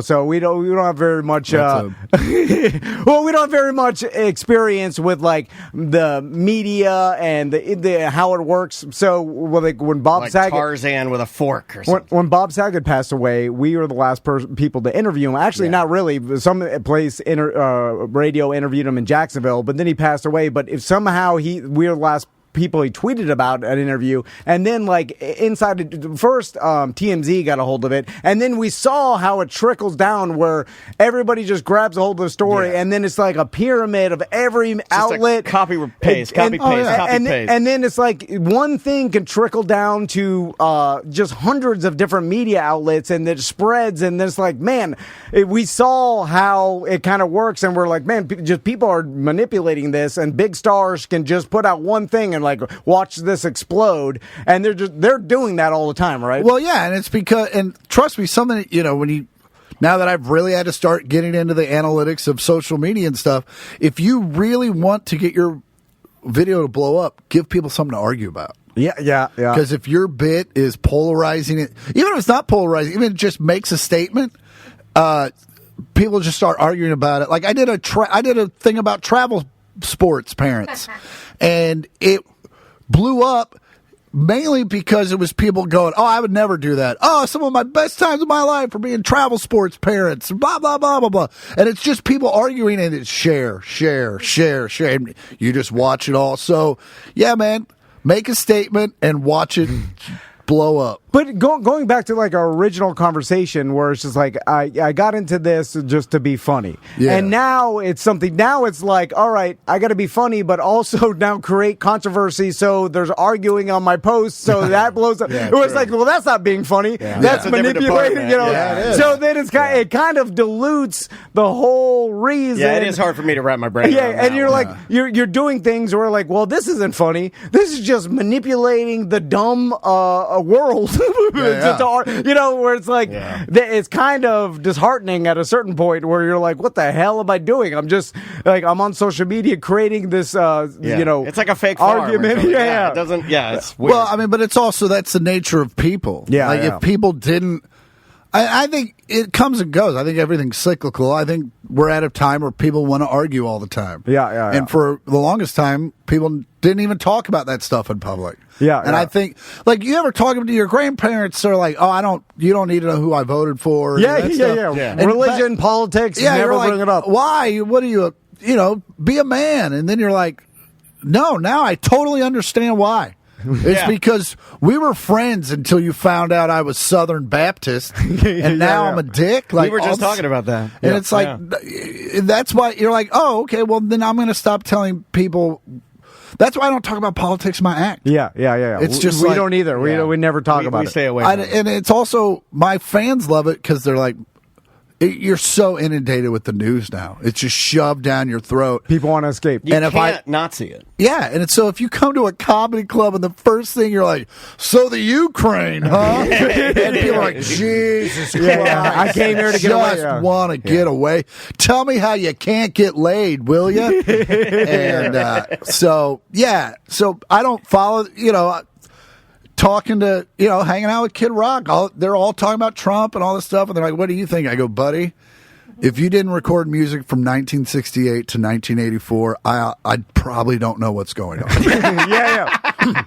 Because I don't. It's a very specific swath. Yeah, like I listen to vinyl records. Nice. I play Xbox. What are you playing? Golf lately. I got the Starfield and I'm on that. Yeah. I couldn't get into it. It held me for just a little while, and then it became very repetitive. Yeah. And then and I was sad because I liked it. And when games are huge and beautiful, and then they don't hold me, I feel like I feel like the art was wasted in some weird way. Then I feel bad for the developers. Very much so. I'm sad about everything. Part of me wants to get back. I want to start it again and see if I can't get back into it. But like Fallout 4. I played that game for 10 years. Like, I would just start it, and then I'd be like, I'll do it a different way this time. But also, like, I don't meet a lot of comedian gamers. That's cool. Have you ever thought about trying to? I'm surprised somebody. I don't do no one's approached you though. Like even TV, and I know that's like backwoods old now, but like, sorry, I'm gonna have to cut myself out now. But it's like, is it? Because I'm surprised that like you're not hosting something or doing something in gaming. Comedian gamer, I don't even know another one. But the games I play are not. I don't play online. Like, I don't play Call of Duty. I used to play the online stuff, but it's like, everyone's so good. If you don't play it all the time, you just get destroyed. So I play golf because I can play by myself. Yeah. I play Fallout 4 because it's literally you in a post-apocalyptic world by yourself. And I'm like, this is great. This is awesome. This is what I want. Maybe I need to play that. I was an only child. Well, I am an only child. I mean, I'll load that up. But this is so comforting. Yeah, and it's just like you walk around post-apocalyptic Boston just making a living. I like that. And finding your way. But I don't. The whole online thing where it's like, dude, I play video games to not talk to people. Yeah. And this whole like, I'm gonna get made fun of by an 8-year-old. Finally, like, someone that you don't even have a job. I've tried to do Twitch just for our listeners, and maybe even for like a revenue stream, for here. And we have the setup. We got everything we can do in here.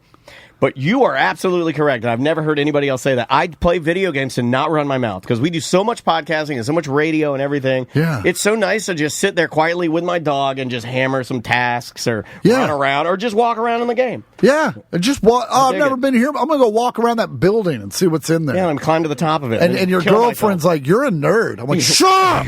yeah. Well, you know what's funny is that nowadays that you can monetize anything. Like you can play video games on Twitch and monetize it, or have people watch you. Where I tell Daniel, I'm like, "Oh, you should play video games on Twitch, and you should do this, and you create more social media posts at home." And then you're like, "To what end?" Where every part of my entire life is been meant to be entertainment. There has to be a break from it. And now there's and once you do it, people are like, "Where are you?" yeah. Why are you doing this now? Yeah. And it's like, well, I have to use the restroom. I have to sleep. I like to not be watched every once in a while.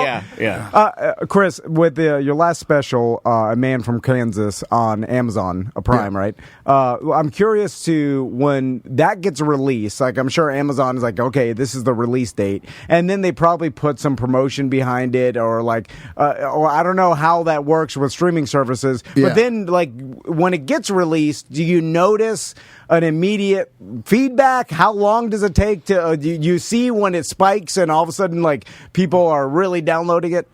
I mean, I could with A Man from Kansas, because it was on Amazon, I didn't have access to those numbers. Okay, so they don't give you any idea? I mean, I'm sure if I asked. Okay. I'm not that guy.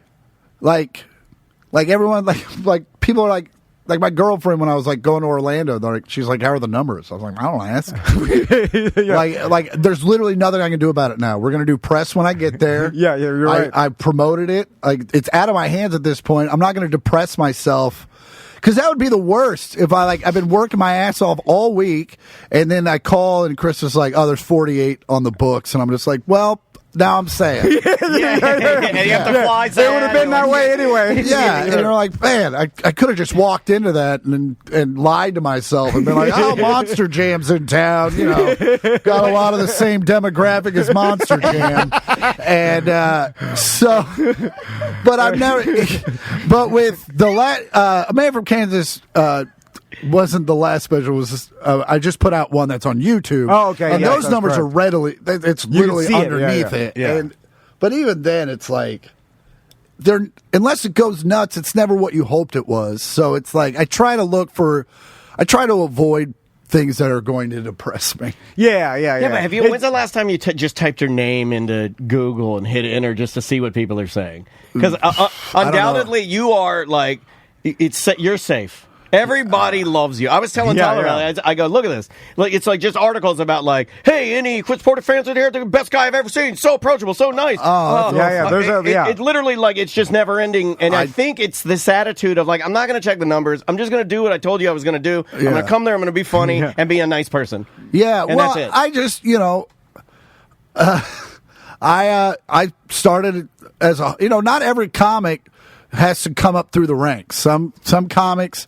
I mean, Matt Rife is a perfect example in the fact that, not that he didn't work hard and bust his ass in L.A. for 10 years, which he totally did. Yeah. But he didn't go on the road and host and then feature and then headline and the standard thing. And that's not his fault. Yeah. He just blew up, and now he's in theaters and sold, which is a whole other set of problems that I couldn't even possibly fathom. Yeah. But so, coming up in the club scene and Krista, I've known her.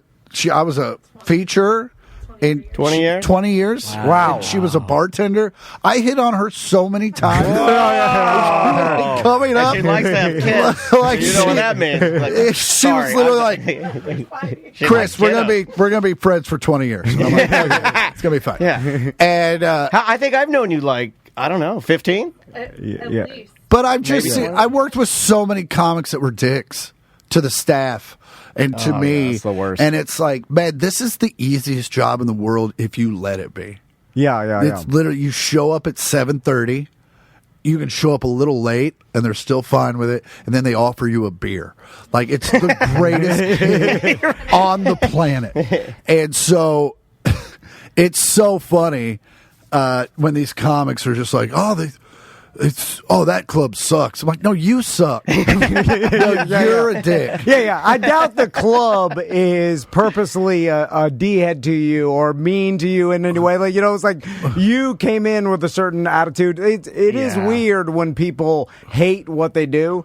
It's just why do you hate it? It so also much? bites you in the ass because, like, I'll hear these comics say, "Oh, these clubs, I was one short of my bonus, and they didn't give it to me," and I'll be like, every club I've ever worked at has given me a bonus when I was 12 short. Like, if you're in the neighborhood, they're very happy to give you a bonus.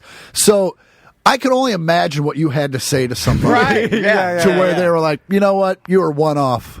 You can kick rocks. And it also makes it weird. It's almost like a special type of like secret. Like they behave a different way to the staff, like secretly. Yeah, like you wouldn't see it. Because their external isn't that they do that all the time. It's like almost makes it worse that it's like a secret anger towards the staff or something. But also when the pandemic hit and the clubs had to get real specific about who they were going to work with, they worked with the people that brought money, but the second people they brought with are the people they wanted to work with.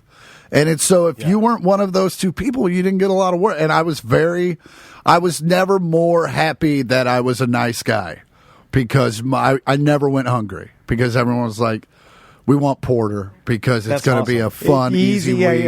And we said that a lot. Like 99, maybe even 100% of all the comedians that come through the Funny Bone Improv is they're cool. They're cool with us. They're cool people, and most of them have toured a lot. And I'm like, this is why they've toured a lot and are continuing to do business because they're cool and easygoing. And it seems like the D heads get weeded out, or sometimes D-heads become really famous, and then people have to work with them, which is another part of. So there is some comedy in the ultra diva, super famous D-head person that is just famous, and everybody has to work with them, but they're complete D-heads. There's a couple of them. Yeah. And it was funny. I worked a room where they had a front room and a main room, and this dude was working the main room. He's a famous movie guy. Yeah. And had to have a new microphone for every show.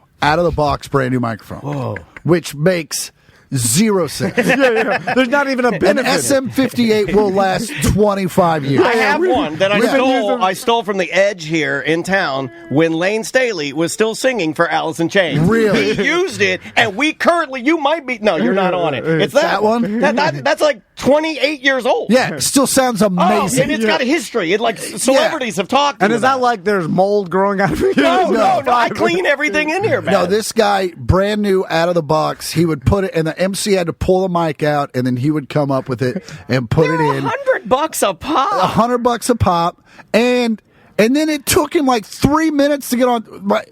My opener timed him from the time they said his name to the time he walked on stage was a full 97 seconds. Whoa. Like it was the second verse of the song.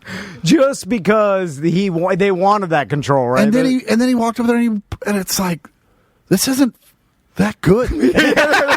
This isn't that good. Well, it's kind of funny, though. It's kind of funny to act like that and then not really follow through. Oh, dude, when you go to a Burt Kreischer show, it's a show. It's a rock and roll show. Yeah. But lights, sound, all of it, but Burt comes out and puts on high a energy, show. And it's funny start to finish. And when you have all this hoopla and you make people dance through it, and then it's just, aren't you happy I'm on stage right now? You're like, what are we doing?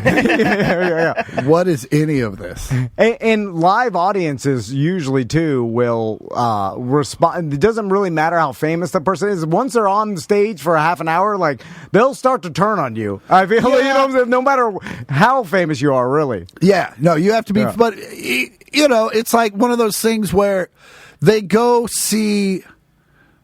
I don't want to say his name, but there's a very famous comic that has never put on a great show. Okay. But continues to get booked, and his fans continue to come out. And I just think if what they remember is, I saw that guy. They don't remember the show. And so then the next 18 months later when he comes back, they're like, he's back! back. We're going, yeah. And they come and they show up and they're like, oh, yeah, that's right. This isn't very good. Yeah.